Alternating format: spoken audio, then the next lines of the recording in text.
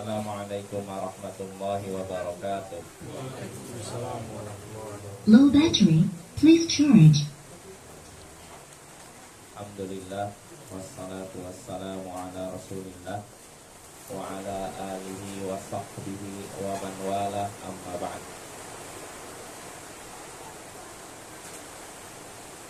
Ayyuhal ikhwah wal akhwat, a'azzani wa a'azzakumullah. Saudara-saudari yang semoga dimuliakan oleh Allah, kita bertemu kembali di malam Rabu untuk mengkaji pembahasan tauhid akidah menggunakan kitab At-Tauhid alladzi huwa haqqullahi 'alal 'abid karya Syekhul Islam Mujaddidud Da'wah Muhammad ibnu Abdul Wahhab bin Sulaiman At-Tamimi rahimahullahu ta'ala. Nah, pada pertemuan sebelumnya kita sudah selesai dari bab Maja Afis Sihr, bab keterangan tentang sihir. Tuh, selesai ya. Kita sudah selesai dari bab tersebut. Kita sudah membahas ayat-ayat dan hadis yang ada dalam bab tersebut, dan kita juga sudah membahas tentang masail, masalah-masalah yang ada dalam bab tersebut. Nah, berarti kita sampai yang ke-8 itu. Yang terakhir itu udah selesai. Pembahasan ke-8. Jadi ya udah kita singgung singkat saja kalau memang ini. Jadi terkait tukang sihir Bapak, dari masalah di bab itu sudah disebutkan yang ke-7 bahwasanya tukang sihir itu yuqtal wala yustatab. Tukang sihir itu dihukum mati dan tidak dimintai tobat. Ya, sudah kita bahas, ulama memang beda pendapat. Artinya gini, kalau tukang sihir itu tidak bertobat, sepakat semuanya bahwa tukang sihir ini dihukum mati. Ini kalau tukang sihirnya tidak tobat ya. Tapi yang jadi beda pendapat itu kalau tukang sihirnya tobat. Nah, yang jadi masalah apakah taubatnya diterima, maksudnya dia dianggap tidak terkena hukuman mati, atau taubatnya tidak dianggap tetap terkena hukuman mati. Nah, ini ada beda pendapat, namun Syekh menguatkan pendapat yang menyebutkan bahwasanya pelaku sihir, tukang sihir dihukum mati dan tidak dimintai taubat. Jadi apa? Mau dia taubat atau enggak, taubat dia urusannya dengan Allah. Kalau dia benar taubat dengan tulus atas dosa-dosanya kepada Allah, maka Allah akan mengampuninya. Tapi hukuman mati tetap dijalankan. Nah, ini pendapat Syekh. Dan pendapat ini sekali lagi ada beda pendapat Bapak ya. Ada yang berpendapat seperti ini, ada yang berpendapat tidak ada istilahnya tetap tidak dimintai tobat, dan ada yang berpendapat kalau tobat dimaafkan ya. Dan sudah kita bahas di antara dua pendapat ini mana yang kuat. Saya lebih condong ke pendapat yang menyatakan ini dikembalikan kepada penguasa. Kalau ada tukang sihir, tukang santet, dukun dan semacamnya tobat, maka hukuman dia dihukum atau tidak dikembalikan kepada kebijakan penguasa. Kalau penguasa mandang orang ini sepertinya nggak ada harapan bakal baik, mungkin dari berkali-kali mungkin dia udah diingatkan, diapakan masih juga saja gitu, maka kalau penguasa memutuskan untuk dihukum mati, ya sudah hukum mati. Tapi kalau penguasa mandang orang ini ada kemungkinan baik, kalau tidak dihukum mati mungkin dia jadi sadar lalu jadi orang yang soleh, maka jangan dihukum mati. Maka kesimpulannya, apakah pelaku sihir, tukang sihir, dukun, tukang santet dan semacamnya diterima tobatnya? Kalau tobatnya antara dia dengan Allah, ini urusan dia dengan Allah. Tapi kalau terkait terhadap hukum, maka ini kembali lagi kembali kepada kebijaksanaan siapa? Penguasa ya. Jadi kalau penguasa mandang perlu dihukum mati, dihukum mati. Kalau penguasa memandang tidak perlu dihukum mati, maka tidak perlu dihukum mati. Jelas Bapak ya? Ini permasalahan sebelumnya, sengaja saya ulang lagi biar kita ingat lagi ya. Ini memang harus diulang-ulang. Kadang kita lupa, kalau udah lewat berapa lama lupa lagi. Yaitu permasalahan ke-7, lalu at-taminatu, ini yang penting juga. Kata Syekh di sini, wujudu hadza fil muslimin ala ahdi Umar, fa kaifa ba'dah. Sihir ini, praktek sihir ini ada di tengah-tengah kaum muslimin di zaman Umar bin Al-Khattab. Maka bagaimana pula zaman setelah Umar? Kalau di zaman Umar bin Khattab saja ada orang melakukan sihir, mempraktekkan sihir, maka bagaimana pula di zaman setelah Umar bin Khattab? Maka bagaimana pula di zaman kita ini? Maka bagaimana pula di zaman setelah kita ini? Jadi kemungkinan makin banyak atau makin sedikit? Banyak. Kalau lihat kenyataannya, faktanya makin banyak, Bapak ya, bukan makin sedikit ya. Nah itu pembahasan kita pada pertemuan sebelumnya. Nah sekarang kita masuk saja bab baru yang disebutkan oleh Syekh di sini.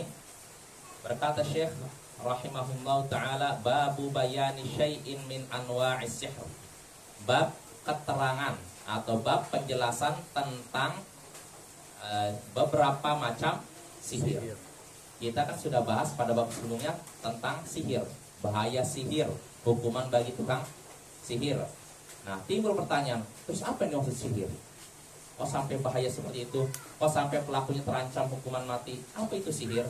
Nah, disinilah Syekh menyebutkan macam-macamnya, menyebutkan contohnya. Berkata Syekh rahimahullah, qala Ahmadu haddatsana Muhammad bin Ja'far, qala haddatsana Auf an Hayyan bin al-Ala, qala haddatsana Qatadah bin Qabisa an Abi annahu sami'a an-nabiy sallallahu alaihi wasallam qala innal 'iyafata wat-tarqa wat-tiyarah minal jibr. Ahmad berkata, yaitu Ahmad bin Hambal. Imam Ahmad berkata, telah menceritakan kepada kami Muhammad bin Ja'far. Dan Muhammad bin Ja'far berkata, telah menceritakan kepada kami Auf dari Hayyan bin Al-Ala. Dari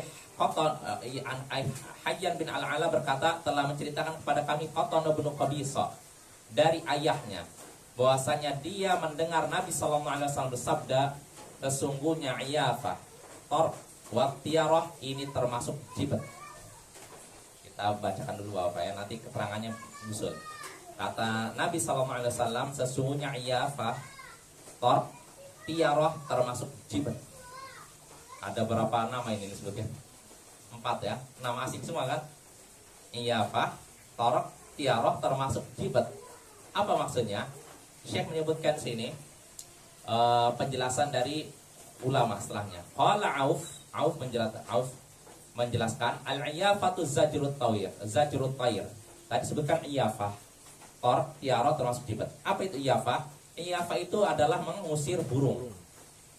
Maksudnya apa? Kebiasaan orang zaman jahiliyah, dan lagi kalau mereka mau keluar rumah, mereka lepaskan burung. Kalau burungnya terbang ke arah depan, ulangi lagi. Nah, harus diulangi lagi, nggak jadi pergi, harus diulangi lagi, dilepaskan lagi. Kalau ternyata burungnya terbang ke arah kanan, kata mereka, ini hari untung, hari beruntung. Jadi nggak ada apa-apa di jalan, nggak ada apa-apa di tempat kerja saya, nggak ada apa-apa di tempat dagang saya. Ini kalau berangkat burungnya terbang ke arah kanan. Tapi kalau burungnya ke arah kiri, sial saya. Nanti akan ada kecelakaan, akan ada pokoknya kejadian yang tidak mengenakan bagi saya. Akhirnya tidak jadi keluar, cuma di dalam rumah. Ini kebiasaan orang apa? Zaman jahiliyah. Itu namanya iyafah, zajrut tayr. Bisa juga dinamakan tiarah ya. Itu pertama. Lalu kata Imam Auf bin Abi Jamilah, at-tarq, sedangkan tarq al-khattu yukhattu bil ard, yaitu membuat garis di tanah. Tanah yang digariskan di tanah. Garis yang dituliskan di tanah. Ini namanya tarq. Maksudnya apa membuat garis di tanah? Apa kira-kira maksudnya apa? Maksudnya meramal sesuatu dengan memberikan garis. Ada tidak seperti itu? Ada kan? Ada. Kalau zaman sekarang kadang kamu nih calon tokoh besar, lihat dari tangannya. Lalu kamu calon pengangguran. Coba dilihat tangannya. Nah itu namanya sama aja, mirip dengan tork. Kalau tork bedanya di tanah gitu, dilihat ada begini. Nah, kalau yang kita zaman sekarang tangan, ya sama aja. Lalu berikutnya wal jibet. Tiarah, sebenarnya sini sebutkan tiarah. Tiarah itu sama seperti tadi. Pokoknya tiarah lebih umum, bukan cuma burung. Merasa sial karena sesuatu yang dilihat, didengar dan diketahui, itu namanya tiarah. Ya. Kalau karena sesuatu yang didengar, ya contohnya misalkan Seperti sebagian orang Arab kalau dibuka pintu di pagi hari, baru di pagi hari baru dibuka. Lalu melihat orang yang bermuka buruk, mungkin matanya juling gitu, mukanya cacat, maka mau tutup pintu. Wah, harus sial saya, gak mau keluar. Berarti ini merasa sial karena apa? Saat yang dilihat. Atau merasa sial karena sesuatu yang didengar. Kalau orang Arab jahiliyah mendengar suara burung hantu, maka mereka sudah was-was. Kenapa? Ada yang mati di antara kita. Langsung senyap. Kalau mereka lagi ngobrol gini nih, karena ada yang mati di antara kita ini. Udah langsung senyap, udah langsung was-was mereka. Nah, ini merasa sial karena apa? Yang dengar. Atau merasa sial karena sesuatu yang diketahui. Tidak dilihat, tidak dengar, tapi diketahui. Contohnya seperti keyakinan orang Arab jahiliyah bahwa bulan Safar itu bulan sial. Begitu juga bulan Syawal bulan sial.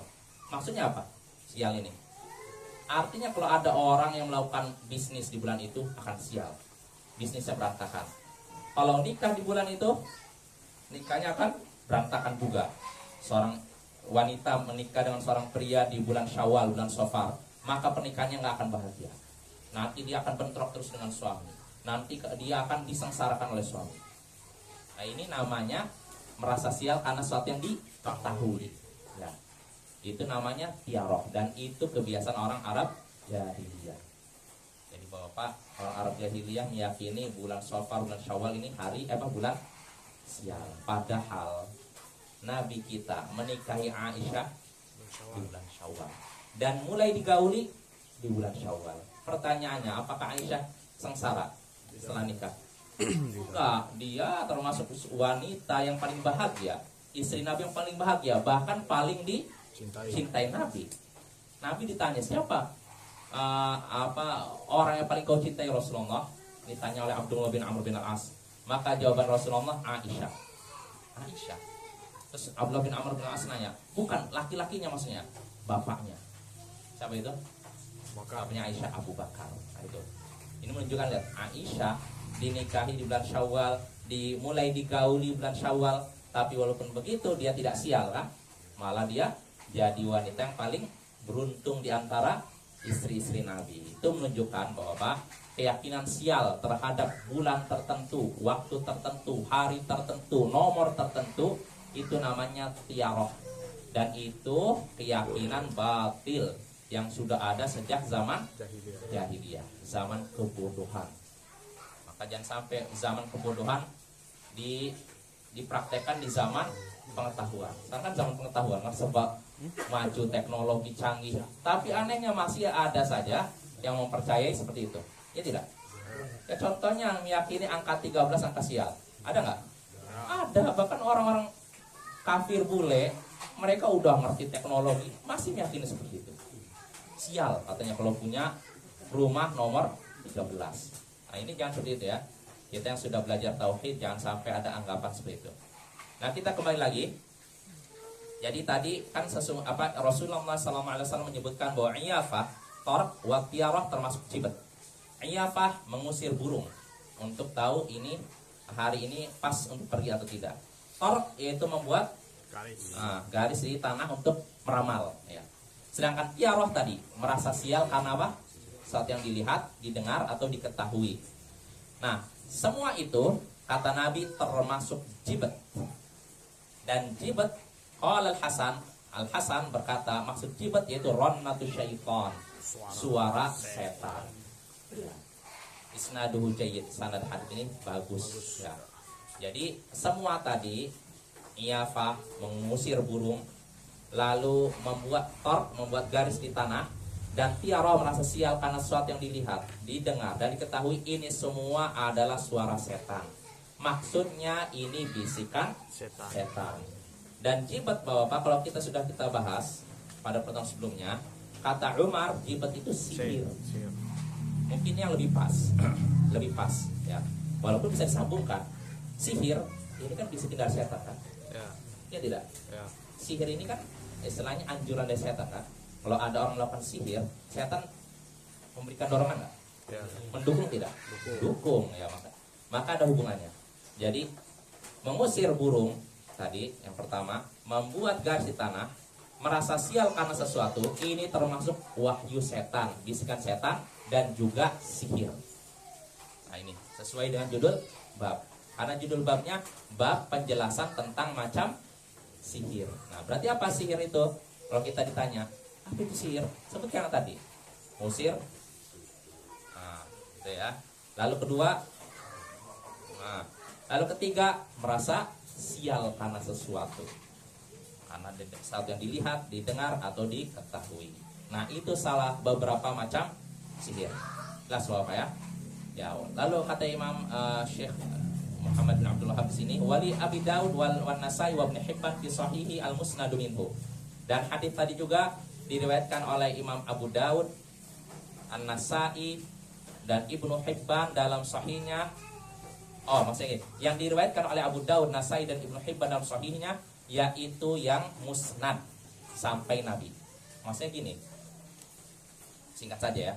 Hadis itu dikatakan musnad itu kalau sampai Nabi sallallahu alaihi wasallam dan bersambung. Kalau tidak bersambung sampai Nabi tidak dikatakan musnad.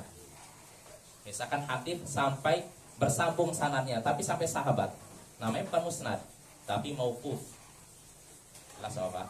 Nah, begitu juga kalau sambung kepada Nabi, hadisnya sampai kepada Nabi, tapi ada yang terputus perawi hadisnya, yang ini tidak bertemu dengan ini, tapi langsung loncat, ini juga tidak dikatakan musnad. Ya.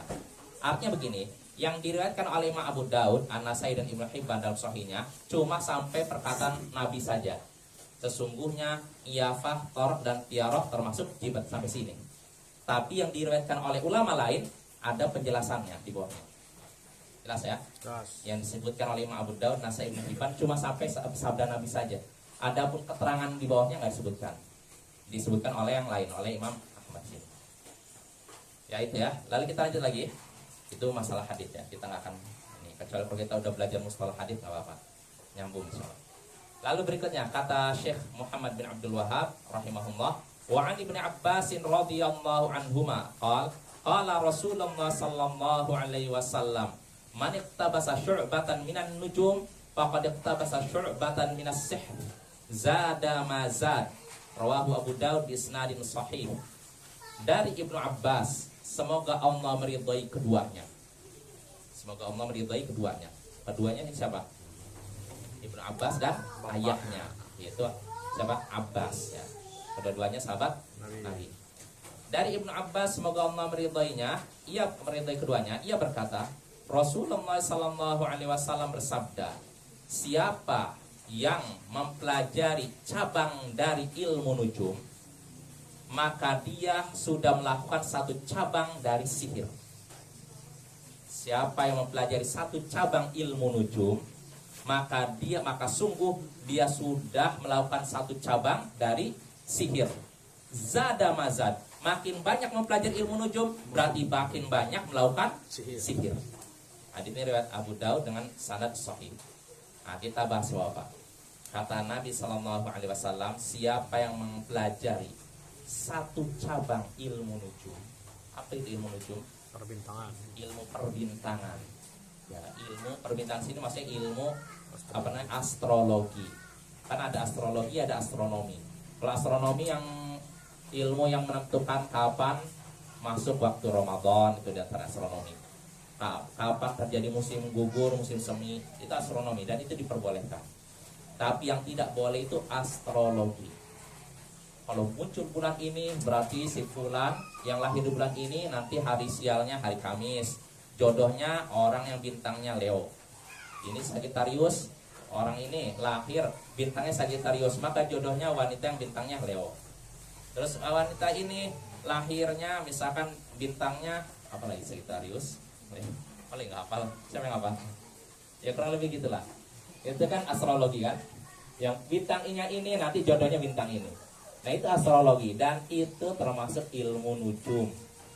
Dan kata Nabi, siapa yang mempelajari satu cabang ilmu nujum, perbintangan sini astrologi, maka sungguh ia sudah melakukan satu cabang sihir.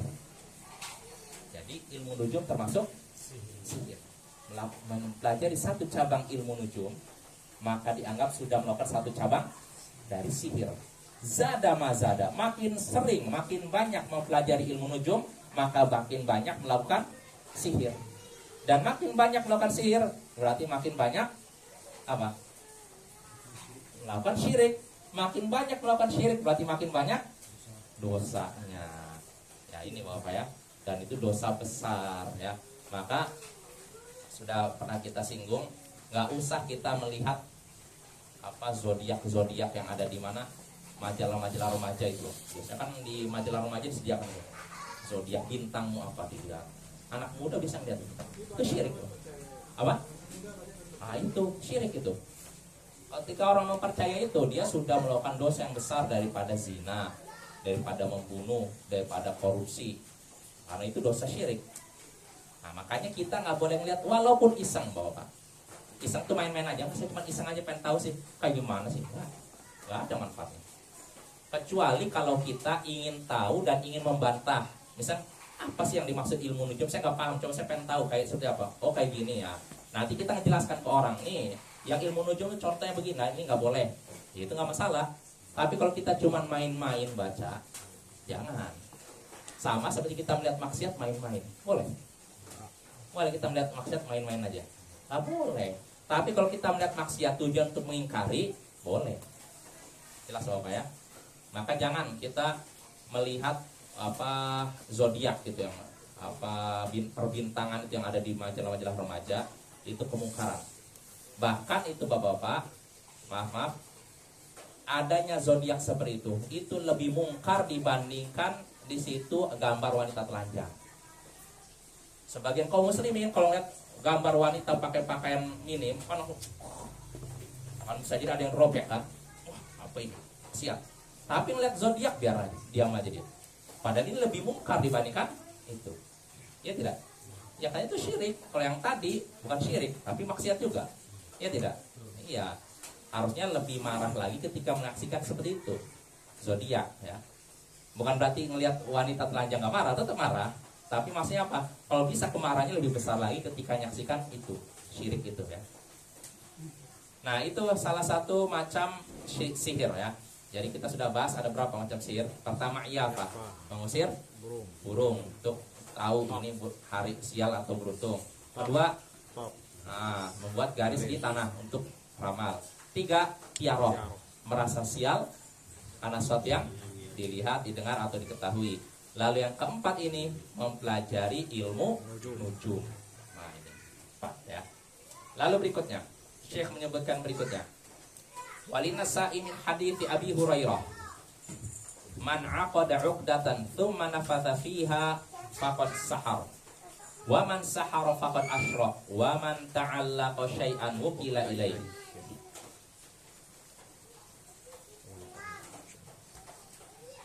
Diriwayatkan oleh Imam An-Nasai hadis dari Abu Hurairah. Itu hadis Nabi sallallahu alaihi wasallam, isinya siapa yang membuat ikatan lalu meniupnya, maka sungguh ia sudah melakukan sihir. Wa man sahara faqad asyrak, dan siapa yang melakukan sihir maka sungguh ia telah berbuat syirik. Wa man ta'allaqa syai'an wukila ilaih, dan siapa yang menggantungkan sesuatu maka dia akan tergantung pada sesuatu itu. Nah, apa? Saya ulangi lagi. Kata Nabi SAW, siapa yang mengikat suatu ikatan lalu tiup, maka sungguh ia telah melakukan sihir. Maksudnya apa itu? Ini kan biasanya yang dipraktekkan apa? Dukun. Iya kan kayak gitu, dia bikin ikatan tertentu diludahin. Biasanya ada sedikit hembusan ludahnya. Nah, siapa yang melakukan ini maka sudah melakukan sihir. Dan siapa yang melakukan sihir maka sungguh ia sudah berbuat syirik. Jadi sihir itu syirik Bapak ya. Dosa yang bukan besar, sangat besar ya. Paling besar ya. Dan kata Nabi, siapa yang menggantungkan sesuatu maka dia akan tergantung pada itu. Maksudnya apa? Yang menggantungkan sesuatu seperti jimat kah, rajah kah, nanti dia akan tergantung pada itu. Kalau itunya hilang, dia akan hilang kepercayaan dirinya. Nah itu seperti orang yang naruh jimat misalnya untuk supaya dagangannya laris, dia taruh di depan pintunya kah atau di mananya kah, Nah, ketika ada jimatnya dia percaya diri. Nah, tapi ketika jimatnya hilang, dia udah mulai cemas. Nanti ada yang datang nggak ya? Ada yang beli tidak ya? Nah, dia jadi tergantung dengan itu. Ya tidak? Nah, itu. Begitu kan jimat-jimat yang untuk kesaktian. Nah, ada seorang pernah cerita kepada saya sudah pernah ceritakan juga. Dia merantau di suatu daerah. Karena sih di Sumbar juga sini. Ketika di kampung orang, dia berani petantang tenteng. Kadang dia ngajak berantem orang kampung itu. Kenapa bisa gitu? Dia punya jimat. Nah, suatu hari jimatnya hilang katanya. Dia langsung keringat dingin ketika keluar. Jadi selagi ada jimat, dia percaya diri. Di kampung orang bayangkan, dia berani jalan petantang tenteng kayak nantang pemuda-pemuda yang ada di kampung itu. Tapi setelah jimatnya hilang, katanya dia keringat dingin keluar. Kenapa? Kenapa? Hilang kesaktian dia, ibaratnya gitu kan? Nah, itulah apa buah dari syirik ya. Seorang menggantungkan sesuatu jadi tergantung pada itu. Itunya hilang, sudah hilang juga kekuatannya. Nah, itu Bapak ya. Nah, itu orang yang berbuat syirik. Adapun seorang muwahhid, orang yang mengesahkan Allah, dia bergantung pada siapa? Allah. Pada Allah. Wa may yatawakkal 'ala Allahi fa huwa hasbuh. Siapa yang bergantung pada Allah, maka Allah akan mencukupinya. Jadi sebenarnya orang kalau Allah sudah mencukupi kita, maka otomatis akan melindungi kita ya. Dan Allah sudah melindungi kita, berarti kita orang yang kuat. Makanya kata Syekhul Islam, siapa yang ingin menjadi orang yang kuat, hendaknya dia bertawakal kepada Allah. Justru kalau seorang tawakalnya kepada jimat, dia orang yang lemah. Jimatnya hilang, ya udah hilanglah kekuatan dia. Ya tidak Bapak? Iya. Iya, Kak. Kalau kita ingin menjadi orang yang kuat, tawakallah kepada Allah. Bukan tawakal kepada jimat, kepada jabatan, kepada uang kita, kepada nasab kita, dan kepada kefasihan kita. Bergantung pada Allah. Allah akan memberikan kepada kita kekuatan. Ya, itu tentang hadis yang keempat ya. Yang ketiga ya. Jadi sini sudah disebutkan contoh sihir yang ke berapa? 3, 4, 5. Yang kelima terakhir yaitu membuat apa? Ikatan lalu. Itu. Lalu berikutnya Syekh menyebutkan berikutnya bab tentang sebagian macam-macam sihir. Wa 'an Ibnu Mas'ud qala rahimahullah wa 'an Ibnu Mas'udin radhiyallahu anhu anna Rasulullah sallallahu alaihi wasallam qala ala hal unabbiukum al-'abhu hiya namimah al-qalatu bainan nas, rawahu Muslim. Dari Ibnu Mas'ud, semoga Allah meridainya, bahwasanya Rasulullah sallallahu alaihi wasallam bersabda, maukah kalian kukabarkan tentang abh? Maukah kalian kukabarkan tentang abh? Yaitu namimah. Abh yaitu namimah, yakni menukil perkataan di antara orang-orang untuk mengadukannya. Istilahnya apa? Adu domba. Ya. Maukah kalian kukabar tentang adu? Yaitu adu domba. Menukil satu perkataan lalu lempar ke yang lain sehingga terjadi. Nah ini hadis riwayat Muslim dan ini termasuk sihir. Kok bisa? Jadi gimana? Orang yang melakukannya berbuat syirik? Atau maksudnya apa? Kok Syekh menyebutkan orang yang adu domba ini termasuk bagian dari sihir? Maksudnya apa Bapak? Hah? Perbuatan setan. Ada lagi pendapat lain? Kadang-kadang perkataan yang disampaikannya ditambah-tambah atau kurangi. Tambah-tambah, kurangi. Oh, berarti itu sama seperti sihir gitu. Ya. Ada lagi? Ya kurang lebih begini. Kenapa Syekh menyebutkan hadis ini ke dalam bab macam-macam sihir? Karena orang yang mengadu domba mirip seperti penyihir. Ya enggak? Contohnya gini, di antara bentuk sihir kan seorang yang tadinya bersahabat akrab tiba-tiba, ya enggak? Kan sihir ada yang begitu kan? Kan sihir tafriqah, sihir yang memisah. Dan ada sihir yang pelet malah menyatukan kan? Nah kalau ini sihir tuh di antara bentuk sihir suami istri, saling mencintai, saling menyayangi, tiba-tiba saling bermusuhan, saling mencaci maki. Di antara apa ini? Bentuk apa ini? Sihir. Apa sebabnya? Kan sihir. Ya tidak? Ada itu sejak zaman Nabi Sulaiman, tukang sihir. Di antara bentuk sihir itu memisahkan, yufarriquna bainal mar'i wa zauji. yaitu memisahkan antara seorang suami dengan istrinya. Yang tadi yang bersatu jadi begini. Nah, ini kerjaan tukang sihir. Maka begitu juga kerjaan tukang domba. Iya nggak? Yang tadinya masyarakat ini tiba-tiba jadi permusuhan, jadi hampir sama kan? Iya, makanya Syekh masukkan ke bab keterangan penjelasan tentang macam-macam sihir. Mirip dengan tukang sihir. Tapi Bapak, kalau masalah kemiripan iya, tapi kalau hukumnya beda. Maksudnya ini seperti tukang sihir, bukan tukang sihir. Orang yang adu domba mirip tukang sihir, bukan statusnya adalah tukang sihir. Bisa dibedakan? Mirip tukang sihir artinya apa? Perbuatan dia mirip dengan tukang sihir dan akibat yang dihasilkan juga mirip seperti tukang sihir. Ada statusnya beda. Kalau tukang sihir kafir. Tapi kalau tukang adu domba nggak kafir, tapi dosa besar. Ya. Bahkan Nabi SAW suatu hari melewati 2 kubur orang. Lalu Nabi menyatakan innahuma la yu'adzaban wa ma yu'adzaban fi kabir. Kedua penghuni kubur ini sedang disiksa. Dan keduanya disiksa bukan karena perkara yang dianggap besar. Artinya orang-orang menganggap remeh. Apa itu? Amma ahaduhuma fakana la yastatiru minal baul. Adapun yang salah satunya fakama yang pertamanya amma ahaduhuma fakana yamshi bin namimah. Adapun salah seorang dari keduanya ini, penghuni kubur yang pertama ini, dia berjalan ke sana kemari untuk wa ammal akhar, adapun yang satunya lagi fakana la yastatiru minal baul. Dia tidak menutup dirinya ketika buang air kecil. Dalam riwayat fakana la yastanzihu minal baul. Dia tidak membersihkan dirinya dari air seni. Apa? Iya betul. Itu ada seperti itu ancamannya. Makanya dalam hadis disebutkan kebanyakan siksa kubur minal baul karena buang air kecil. Maksudnya apa? Tidak jaga itu dari air seni itu. Sembarangan tidak cebok atau dia cebok tapi nggak perhatikan kena ininya. Nah itu hati-hati. Nah, di sini Nabi menyebutkan orang yang siksa kubur, orang yang adu domba, dan orang yang tidak menjaga dirinya dari najis. Bapak. Ini ada nggak di zaman sekarang? Ada. Ya, aku udah bilang ada.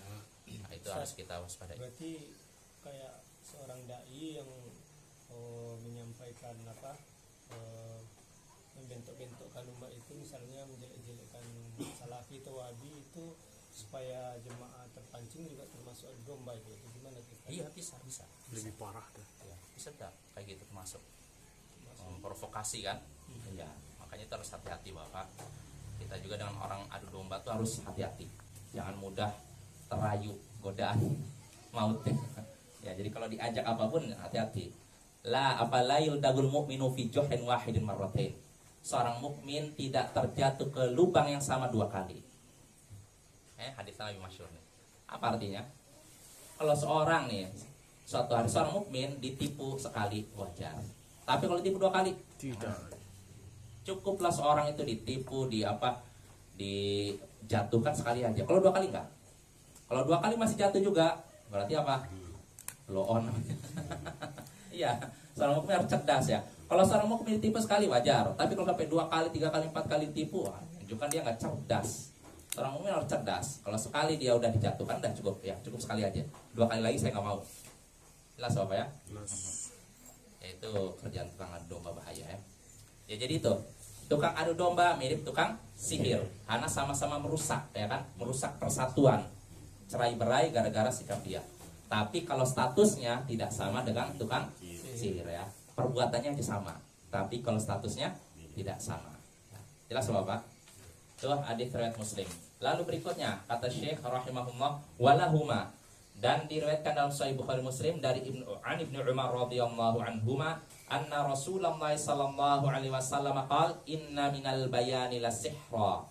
Dari dalam diriwayatkan oleh Imam Bukhari dan Muslim dari Ibnu Umar, semoga Allah meridhai keduanya, anna Rasulullah sallallahu alaihi wasallam qala, bahwasanya Rasulullah sallallahu alaihi wasallam bersabda, inna minal bayani lasihra, sesungguhnya di antara sebagian penjelasan ada yang menyihir.